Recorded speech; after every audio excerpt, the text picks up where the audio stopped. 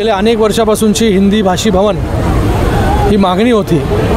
मला वाटतं 10 वर्षापेक्षा जास्त 15 वर्षापेक्षा जास्त मागणी जी आहे ती हिंदी भाषी भवनची या ठिकाणी होती।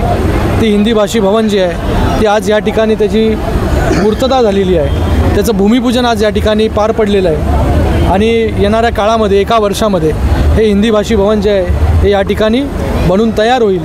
मला वाटतं आज सगळे उत्तर प्रदेश असतील, मध्य प्रदेश, राजस्थान, हरियाणा, उत्तराखंड हे सगळीकडचे लोक जे आहेत या ठिकाणी या कल्याण लोकसभेमध्ये राहतात। आज त्यांच्यासाठी हा आनंदाचा आणि मोठा दिवस आहे की हा हिंदी भाषी भवन जो आहे तो त्या ठिकाणी बनतो आहे। या हिंदी भाषी भवनमध्ये ग्रंथालय असेल, संस्कृती प्रदर्शन त्या ठिकाणी असेल, लोकांना छोटे मोठे कार्यक्रम त्या ठिकाणी करायचे असेल ते कार्यक्रम या ठिकाणी होऊ शकतात।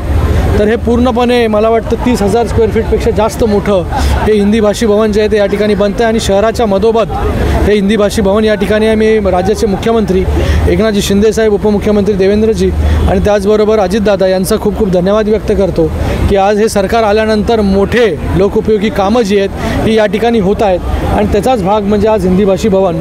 मी विश्वनाथ दुबेजीचं या ठिकाणी खूप खूप धन्यवाद व्यक्त करतो की आज ते हिंदी भाषा परिषदचे अध्यक्ष आहेत। त्यांनी गेल्या अनेक वर्षापासून याच्यासाठी पाठपुरावा केला आणि आज त्यांच्या पाठपुराव्यामुळे जो आहे हा हिंदी भाषी भवन जे आहे ते या ठिकाणी बनतं आहे।